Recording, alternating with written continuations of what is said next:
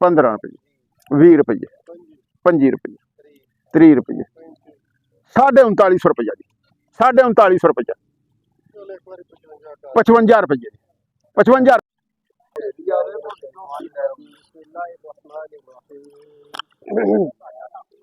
ألم تر كيف فعل ربك بأصحاب الفيل ألم يجعل كيدهم في تضليل وأرسل عليهم طيرا أبابيل ترميهم بحجارة من سجيل وجعلهم كعصف مأكول صدق الله ना रखो जी बिस्मिल्लाह पढ़ो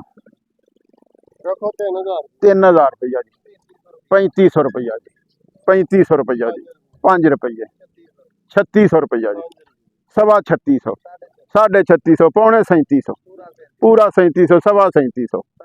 3750 पौने 3800 पौने 3800 पूरा 3800 5 रुपये 10 रुपये 15 रुपये 20 रुपये 25 रुपये 30 रुपये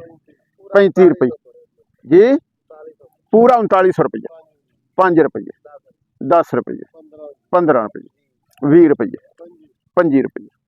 30 रुपये 3950 रुपया जी 3950 रुपया